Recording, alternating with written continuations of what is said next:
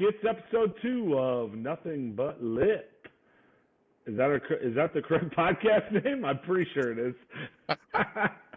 You got it. We have made it to episode 2. Again, real quick introductions. I'm real Brandon Johnson here. We also got Aaron Lakia, Ellis Van Gilder, and Warren Swanberg. Welcome back, boys. Good to see you guys again. Glad to be here. Let's rock. Yeah.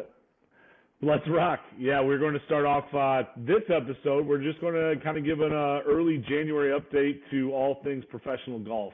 So has anybody, please tell me somebody's watched professional golf in the last week or so, right? Oh, yeah. Maybe? Down in Hawaii, we got 35 under par. Everybody's making birdies on every hole. And then you got, what, fake golf? Real golf? Virtual golf? We got a little bit of everything. That's real golf. Tiger told us that's real golf. We'll get into that, though. But let's talk about the Century. I did not get a chance to see anything but the highlights. Did anybody actually kind of tune in and watch it live? And Ellis, you're shaking your head. Is that you? Yeah, I was excited to watch, come Thursday. It's like the kind of the welcome back to the season. And then about 20 minutes in, I realized why I don't like the Century, because it's this big, huge, basically watching us play at Prairie View. You can hit it wherever and still make a birdie. So I lost interest by Friday. I watched the end on Saturday, but I can't stand seeing Hideki in yellow. So then I turned it back off again. I love it. Give me yellow.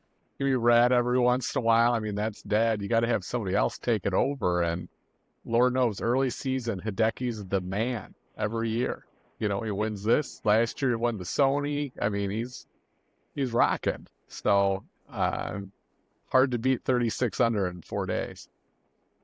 Yeah, Sony's coming up in Hawaii. Do those guys just stay there after the Century and just hang out in Hawaii on the beach?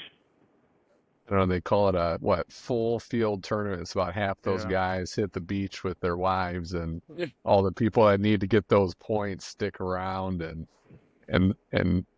battle through 4 more days. Well, I can tell you, for us mortals, I played that course last year. I don't know if it's as elaborate as you said, Alice. You can hit it anywhere. I mean, what's that hole where you have to play a little cut on there and it goes down this ravine? I mean, it's tighter than it looks. Lots of undulation, but you are right. 36. They need to. They ate the course up. Now 35, 33. I don't know. Now, the conditions were perfect, though. No wind coming off the ocean, right? Like, that definitely played a big part into the scores. I mean, you put 20-mile-an-hour winds off there, you're not getting those kind of scores coming in. But, yeah, I thought it was done well. Who else is a big early time in the season? Hideki, also Justin Thomas does usually, right? He's won a couple early tournaments and then basically fell apart. But I watched Saturday, Sunday. It was okay. I mean, Morikawa has been second place 3 years in a row. It seems like Ron beat him a couple years ago when he gave up some, and I can't remember who won last year. But he missed those 6-footers on Sunday. I think he missed 2 or 3 early 6-footers, and that's really just what kind of changed the match for him. I think if those go in, I think it's a different ending for him. But hey, at least he only misses his 6-footers on Sunday. I just miss them every single time that I play. So I feel for him. Aaron, you mentioned you played Kapalua last year. What did the course play at that you played at? I played 6,800 yards. 6,800? What did you shoot? I don't know, a couple over. I played quite well. The funny part about it is, so I'm getting there, and again, it's off season, right? And so there's not a whole lot going on there. There was maybe course was half full, and I was paired with a nice couple in their 60s. And so the guy was trying to play the whites, right? So that's why I played the whites, whatever. And so I'm on there, and it's on the starter and everything. The whites are 6,800. The whites are 6,800. Yeah. And you're on top of the hill, right? And you got elevation changes it, right? So you're hitting 15 yards extra. Yeah, maybe. Yeah, right? Everything flies, right? Everything flies. So I'm on the tee box. I'm talking to the starter. I'm like, hey, it's is one box back the where the pros play, right? Because I was only like one box back. And he's like, oh, no, we make tee boxes for them. I'm like, what? So he walked me back to the tee box. So not only, past the tips, and then he walked another 20 yards back there, and this tee box is maybe 8 feet off the balcony where everyone sits and watches. And I'm thinking like, so then he proceeds to tell me that Tiger Woods in his amateur days hit a driving iron on that par 4. It's par 4 starting out with the dog leg left. He hits a driving iron off that box and sling, that little, his little slinger. He runs it all the way down and he had like a, I don't know, 50 or 80 yard like pitch, so it's wild. But Warren's right. Like everything flies there. Extra 15 yards, right? There's so much undulation, particularly on the hills that are going towards the water, right? It's built on a freaking volcano, so like everything is sloped. So like, you're hitting, even for amateurs, it wouldn't be a different day if you had a 300-yard drive, like all day long. So, and Aaron, for the people that don't know, like how does elevation impact spin, distance? Like why does it go farther? So particularly it's the thin air, right? So once you start getting gravity, once you hit like, maximum speed, then no. But no, it's particularly just the molecules space apart in thin air, and so there's less resistance on the balls. And so now, same thing though, like you said, Warren, it affects your spin, so you're going to get a lot more spin coming off clubs. They'll kind of balloon a little bit on you, but they won't carry, like they'll carry and then they'll kind of just drop out. I haven't had the pleasure to play out west. I played out west, but not like Nevada or like some elevated like areas. I'd be interested to see. Hawaii's quite humid, right? And I'd be interested to see if there's even more distance to be gained going to a dry climate with elevation compared to like a wet climate elevation. That kind of breaches my knowledge base, but kind of cool. I played the Edgewood course where they have that one celebrity tournament in Lake Tahoe, and it was 2 clubs. It was about 20 yards. So I mean you'd be 170 out, and it was like playing like 148 to 150 max. So I mean you're pulling like you feel like Bryson out there hitting 9 irons, the 200 weirdest thing. That's down the hill. Yeah. Did you guys see the Century, going back to the Century, did you guys see the stat from, what's his name, Taylor Pendrith? He's a Canadian. He shot an albatross. He was 200 yards out. Yeah, albatross. And then they interviewed him, and he said, it was a great, it was the 8th of my career. And only the first on tour. But he's had 8 albatross since he's playing. And he's a young guy. Can you imagine? I go, I can't even get a hole in one. Yeah, hole in one. Guy has 8 albatrosses. That's insane. I didn't look it up what the other PGA Tour players have, but I mean that is just a crazy stat. I'll take a par 3 and get it to 3 feet for me, and that's my hole in one. Yeah. I don't need to actually go in the hole, let alone an albatross from 200 yards out or whatever. Yeah, I think it was like a 200-yard 5-iron or something. Crazy. Yeah. Yeah. Weird thing, the one thing that I saw that was, I heard some other people talking about is, and I can't remember the 2 players, and one of you guys probably will, but they hit the wrong ball. And immediately I thought of my wife whenever we were up in Wisconsin and she hit the wrong ball and she goes, I can't believe that happened. I go, it can happen to anybody. Well, that truly shows it can happen to anybody. But my question is, you got all these people around there, right? And they see these guys hitting in. You got USGA people. Wouldn't somebody just be like, hey, wrong one, guys. You got the wrong balls mixed up, and they just leave it, and then they penalize them after the fact. Was it Zalatoris and somebody else? They got penalties for it? I think so. But some guy, one of the guys, I want to say Cam Davis was the other one. It cost him $300,000, right? I was just going to say, I think I read a stat that between the 2 groups or whatever, it was like $1 million mistake. Yeah. Wow. Like, can you imagine? I don't know. Sorry, honey. Yeah, I'm gonna have to go to the Sony after all. Yeah. Gonna have to stay here for another 2 weeks. Nice. Sorry, you gotta stay in paradise for a few more days. I'll make some well, money next all right, week. let's move on. I guess the Century was kind of fun. Not really, but did everybody tune in for TGL, the first of its kind? The Aaron, future of golf. We were You guys were texting about it. but didn't hear. I only saw ins and outs of it. I had a pretty busy weekend, so like I was kind of like, I didn't get to watch all of it. I did watch some highlights though, and kind of check in on some things. But yeah, yeah, I know, Ellis. You stuck around to the end. First impressions. How would you describe the TGL? I think first impressions pretty sweet. I kind of wrote down in my notes. Started exciting, then quickly lost steam. I mean, I think initially I'd never seen anything like that. The screen's awesome, but then I think they got some work to do. But I think they're smart to keep Tiger, and then Rory for some of the subsequent weeks. So if this is the worst it's going to be, while they figure out the kinks, I'm excited to see it in a PR-wise, couple right? weeks. Like they did this on purpose so that like if they sucked for the first couple of weeks, like it'd be a reason to come back and see Tiger, right? Well, Tiger's next week already, so, and then Tiger Rory is the week after, so they can't suck. They got a very short runway. Short window. And I think they started off well. I don't know, Warren, you were enjoying it, and then you kind of lost interest too, I think.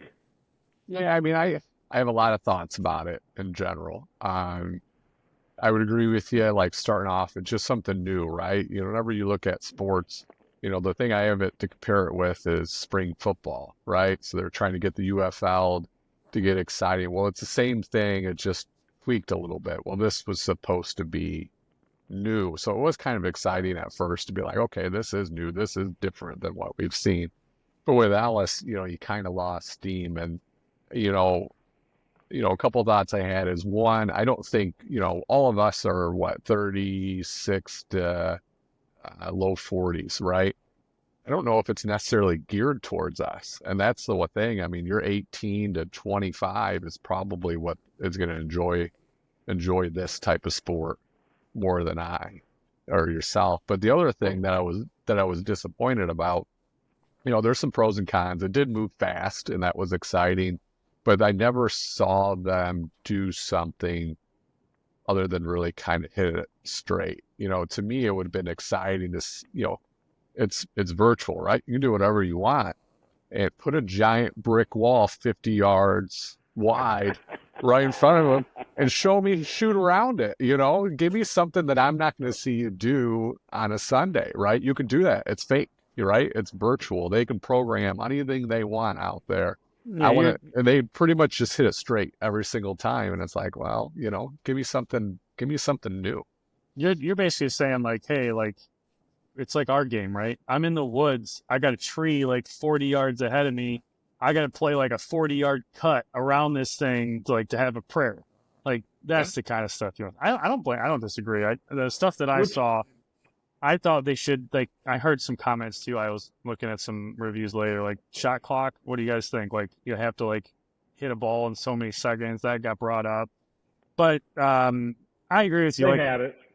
Yeah. I think the time that I did watch it and some of the highlights, I would agree with you. Everything just felt like, I don't know, like maybe there was just a wow factor missing or something. Like it was kind of like, I really was watching golf, but it was really short and it wasn't golf. So it's like almost like it needs like its own identity in a way. Sure. Yeah, trying to find a way to have I would agree with you, the wow factor that stuck in my head whenever you said that, because, when you watch a football game, right, you get a 40-yard bomb that somebody catches or a pick six or a fumble, like these are game changing moments where nothing that I saw through that entire time was like where I'm going to jump out of my seat excited. That's where, right. You got to spice it up a little bit to give that factor. And maybe I got to be honest, everyone looked pretty calm there. Like those were not hard shots for the pros. Like, I mean, even like, okay, the fake grass maybe comes out a little different, but these are perfect conditions. Not fake grass. It's real grass. No, I thought around the chipping area. The chipping area looks fake, right? I think the one word you're missing is competitiveness. It didn't feel like it was competitive. Yeah. like when you watch a normal round and this guy's got to play some crazy bunker shot, right, to get one more towards the lead, there's some feeling that you can kind of feel what they're feeling, right? This has got some like the pressure, right? That didn't feel like any pressure to me when I watched it. And yeah, the fairways were very large, the landing zones were large, there was misses were large. I mean, you needed something more. The thing too, I guess, before we maybe change topics or whatever, the pros already make 80% of like 8 to 10 footers, right? Like maybe it's not that high, but it's pretty close. What do you think the pros are going to make when they have a perfect green? Like there wasn't like that was like it wasn't 80% last night. It wasn't 80% last night. Guaranteed. From 8 foot. I would say they gave them all. Honestly, well, they picked it up. Yeah, multiple times. Multiple times. Yeah. More 4 feet around there. It picked up almost every time. They picked up. But I mean, ask Ricky Fowler. He played like. I didn't think they were 8 footers though. I didn't think they were 8 footers, but maybe. I mean, really?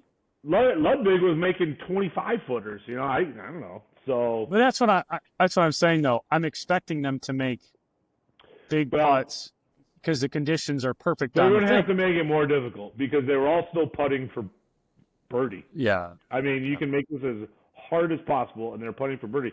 There's no wind. There's no weather. There's nothing. I mean, give them a beer for crying out loud. Send them off balance. Jeez. I think maybe I'm trying to say the same thing, right? I want them to have a harder challenge putting. They're going to make everything on a perfect green, right? Like they already make pretty much everything on a crappy green. I kind of disagree. Well, I mean, yes and no. I think it's more undulated than it looks on TV, like number one. So even some of the 4 or 5 footers were like crazy. Yeah. But I listened to Max Homa this morning, and I think he's on Team Juke with the boss man, Tiger. But he was saying that he doesn't like putting on it because there's no imperfections in the grain. It's just like a perfect surface. So he said it's actually kind of hard to find your starting line because it's like it's almost like too good. So he's like, I actually find it difficult to putt on. Kind of like the straight pool shot, like where you don't have well, it's kind of like Brandon's green in his basement. Like there's no grain or grass, so it's like it's like hit it straight. It's like, well, where am I starting it? Like it's. I honestly, I mean, it would be interesting to look up the stats because I think you're right, Ellis. I think it was harder for them. They did not make them. The problem was it didn't feel like they were in a tournament. They didn't feel like they were playing for anything. Like that could have been because of the freaking score, though, too. Brand. Yeah. Right. An LED trophy. Like, okay, cool. But and which part would you guys find more exciting, right? You got 2 aspects of it, right? You got the giant simulator and then you got the chipping and putting. Like if you were to make, I mean, Ellis, you watched all of it. Which did you find more exciting on the 2? I think the chipping and putting only, because they're just getting up, they whack it to a fairway. They can do that all day long. And back to the conditions part, Aaron was saying you can make it whatever you want or brand or whatever. You could bake this sucker out. Every fairway they hit, that thing should be just zooming into like the rough or the trees, but they stopped. It's like, would you get a lot of rain last night? Like, let's bake this puppy out. It was too easy. Well, and here's the thing, sake of time, I'm assuming they were making it easy to get to that live portion of it. But okay, well, you left something for us. Like, half the fun is seeing Tiger hit out of the bushes. I don't know. Yeah. No, I'm serious. I think that's, to me, because they need to separate themselves from normal golf. Like what's like? I want you to do something you can't do normal golf. Yeah. The rest of us can go to Top Golf. Exactly. Yeah. Listen, and I think they need to they need to figure out the identity, right? Is this serious competitive golf, right, in a virtual environment, or is this kind of a game show, right? Is this a trick shots and what can you do? Right. What cool stuff can you do? Or is it competitive golf? Because I don't think you can have it both ways. But I also felt like they were trying to, right? You got tricked out, all the giant courses with lava and all that other stuff, like it's a game show, but you're still trying to grind over a 15-foot putt. I mean, look at what Bryson's done with his channel, right? He's not just playing normal golf, right? He's like trying to go for it and try to break a 52. Or I think he got several million views for him trying to hit a ball over his house and get a hole in one. Right? Like he did that for how many days? 28 days. Yeah, I'm one of them too, right? Like, I think it was 15. I was 15. 15 days. Yeah. So I don't know. Clearly that's like a niche that people are looking for, right? Now, you also look at some of the golfers. What's the one that I just watched with Tiger Ellis? Grant Horvat. Grant, right? He's more traditional, right? He's playing golf. He's got some celebrities or some pros on there. I don't know. I agree with you, Warren. I'm not saying they have to have their identity right now, but maybe Brandon's right. You got a couple of weeks. You really got to knock it down, figure out a path, and because they're relying on star power right now, which Tigers and Rory arguably oversees the star power. But and I texted Alice, a couple days in advance, and I said, if you're going to expect athletes, they're not comedians, they're not true entertainers in the fact of like they're doing talk shows and stand up or whatever. Yeah. These guys are athletes. Like you're never going to see a basketball player expect to carry the conversation and provide the content while they're doing their sport, right? Unless you're so if you're expecting them to, jab each other and make all these jokes and like laugh, they're not going to do that because one, and they make the wrong joke, they can get canceled and be out of work or, lose sponsorships or piss somebody off that they could be golfing next week with, which they're not going to do. Is Hideki on this TGL? Next week? He doesn't speak English. So he does. I think it's just broken.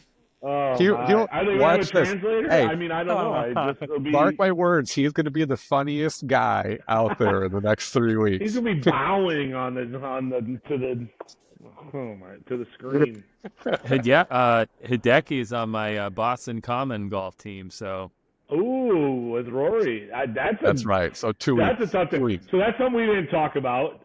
Did everybody choose a team that they're cheering for at least this season? Are we going to choose it and stay with it forever? I don't know. I think we should all have to choose one. I think, Ellis, you have already chosen Boston Common. Team Ireland, baby. Oh, okay. Yeah. Glen Aaron.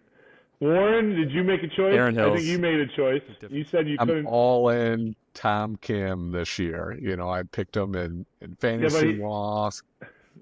So you're cheering for Tiger because Tom Kim's with Tiger on Jupiter. Yeah, he's the small market team, just Tiger Woods, Max Homa, Tom Kim, Kevin Kisner. Now the interesting thing about that team is only two of them play consistently.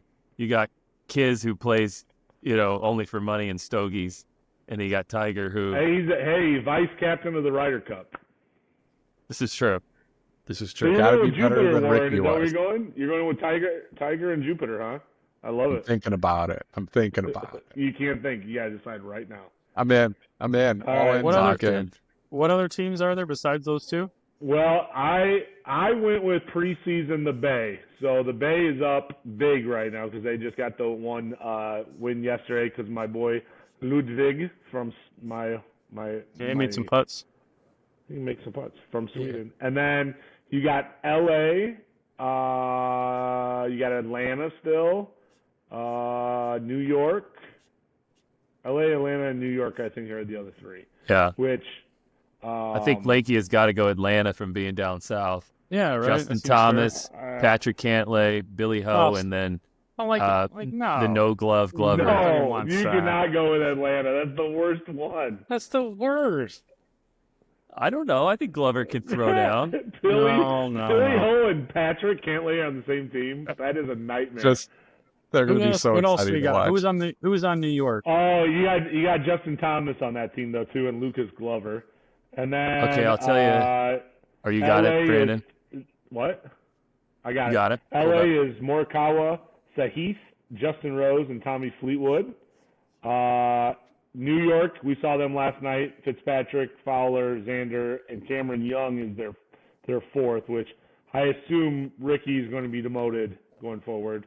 But he was star power, right?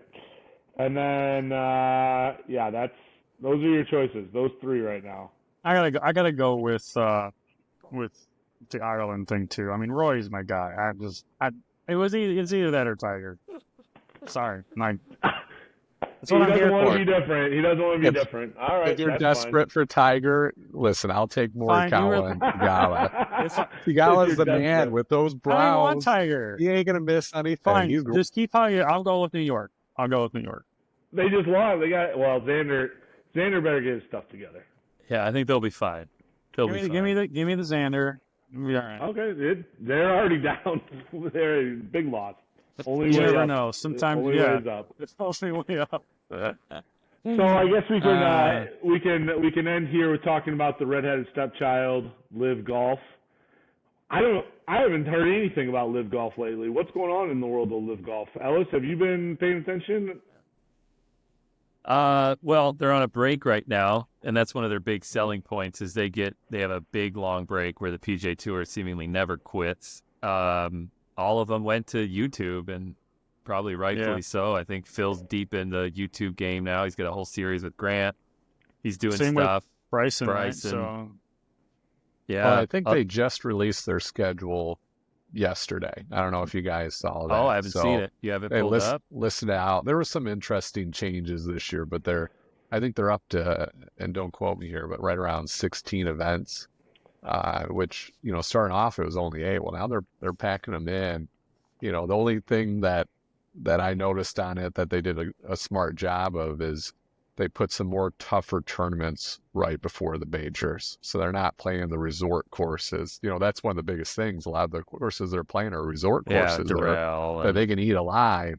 Well, this year they finally put, Trump Doral right before a major. So they're playing a tougher course. And the hard thing for those guys is they got, tournaments in Hong Kong, and then they'll go to Australia, and then they'll go to Europe and Africa. And so, to make it think like they're having more time at home with their family, when they're gone, they're flying and getting some major jet lag, where on, PGA, they're playing 3 tournaments in a row in California, 3 tournaments in a row in Florida, 2 tournaments in Hawaii. So I think that was kind of interesting whenever I looked at that schedule. I would find it very hard to perform like internationally traveling. I mean, I don't know about you guys, but even That's when what you said. yeah, Mile High. I feel like if I was going to travel see you guys in Chicago, right? Like I feel like I struggle to play golf that day or the following day, or it takes me like 2 days to stretch out. I don't know. Yeah, we saw that last time. Yeah, thanks. Well, they're coming back to Chicago, our home area, to the Bolingbrook Golf Club. So, Again? Are we sure this isn't Yeah. last year's schedule? Yep. pretty They sure. won. Because I know they played Pretty Doral last year, and I This is know obviously 2025. They're playing Doral again. They will be in Dallas in June. They're all over the place, but yeah, Chicago, Indianapolis. And When's the then Chicago team date? came- my birthday weekend, August 8th through 10th. maybe I think the boys we head to that one. Could be fun. I'm Could available. be fun.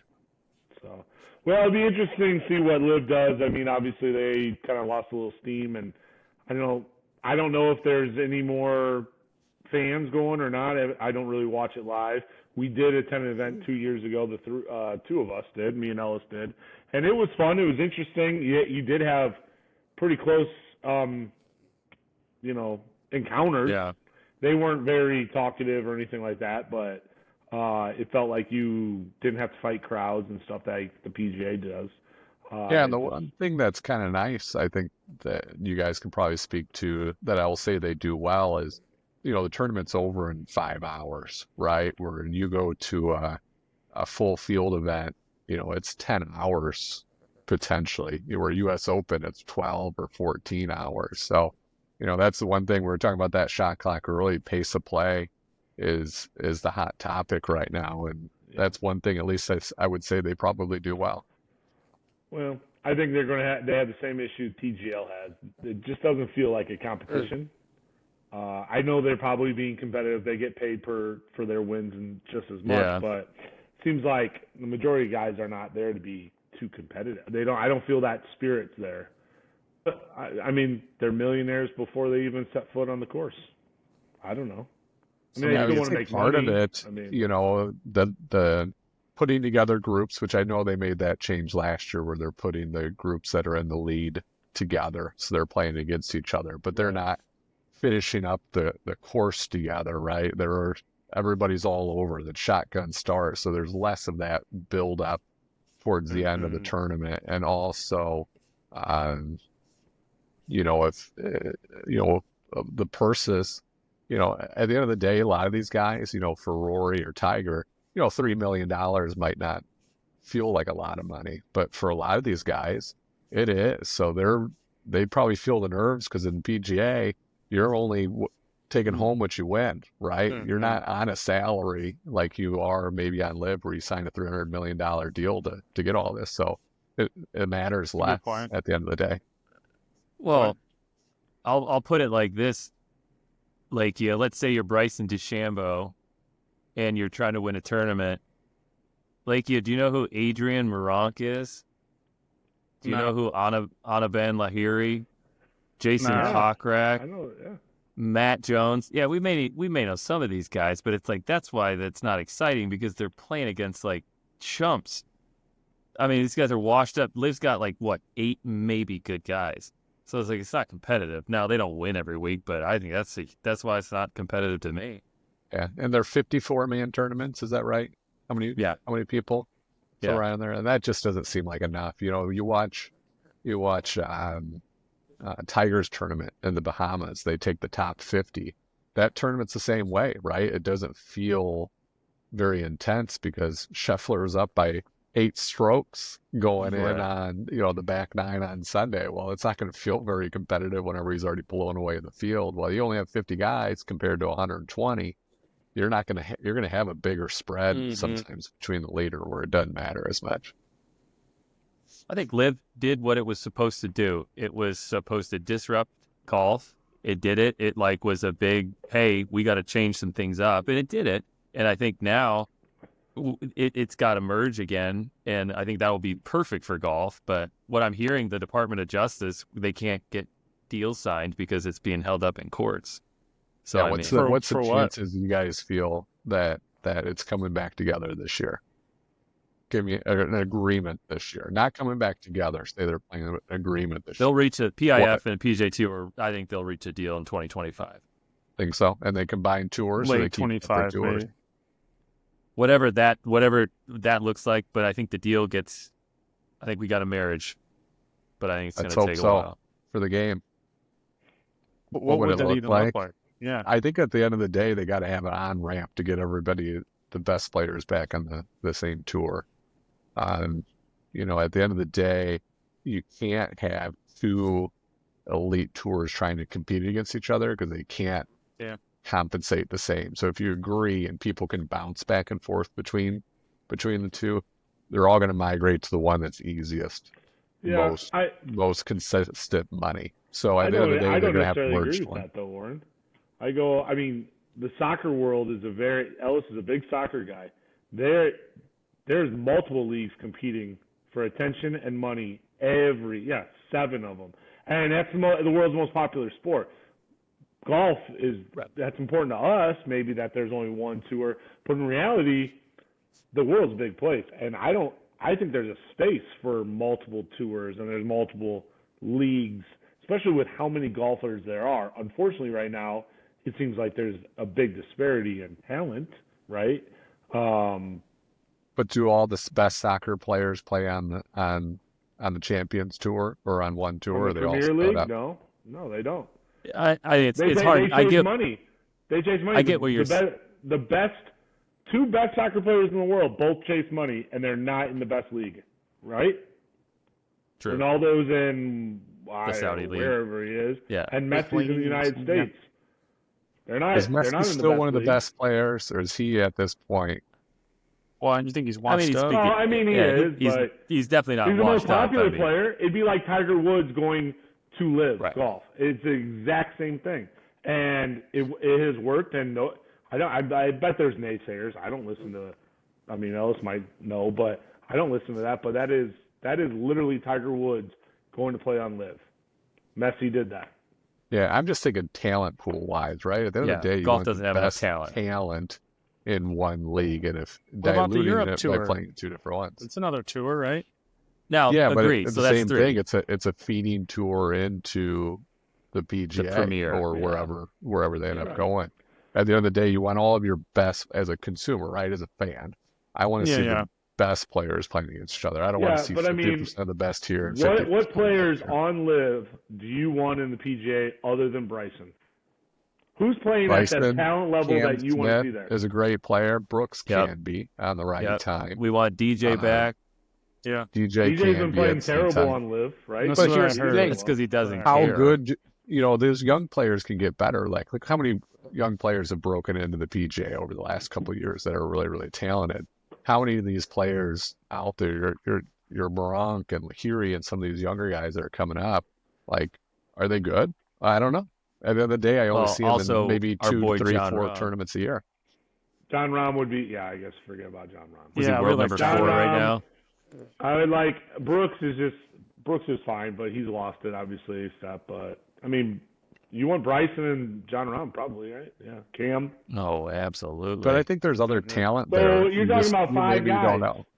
Yeah, Five well, guys. I mean, And we're talking about disrupting a whole industry over 5 guys. That just seems crazy. But I Let 'em think be, you're wrong in keep it that away. because I think there's more there than you think. Like the South American guy who was a stud, Joaquin Niemann, right? Joaquin, yeah. He's a top 10 probably player in the world.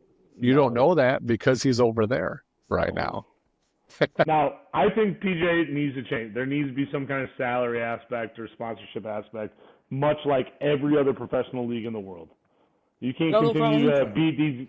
You can't continue to beat these guys down every week for as much time and effort and not get paid. I mean, I feel like what's going to happen is what happened to Liv. The suspense and the competition and all the, like, anything that's really, really all that good is worth waiting for. So, like, yeah, like, I feel like that's what gives golf that edge. I don't know. yeah, but Maybe I'm wrong. NFL has it. Soccer has it. Do you feel like when NBA you watch the does not have NFL, it. NBA No. does not have it. hear me out though. If you watch a college game versus like a big college game versus big NFL game, do you feel like the college game has a better, I don't know, like Yeah, maybe. Yeah, but that's paid competitive to play feeling now. to it? Or, That's paid to play now too. True. I mean, But I would agree with you that if you combine the tours, you almost have to do a salary thing, right? Because if you have a choice between the two tours, you don't stay on the PGA Tour because you can go over there and have a $300 million contract where over maybe on this side, you got to win tournaments to win your money. So everybody's going to migrate on there. But also, 160 field events are too big, right? So 120 is probably that sweet number, which I think the PGA is already trying to get to.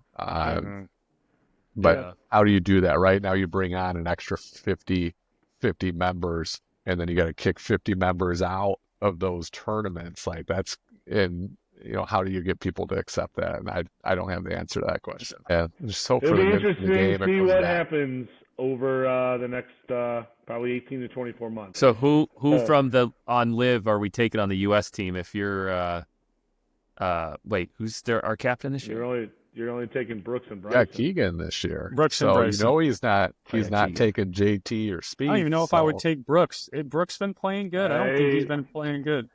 Well, What? this is a whole different conversation for another podcast. Maybe next week we get into the Ryder Cup team and who's in and who's out, Ellis. What do you think? What's on the horizon for next week?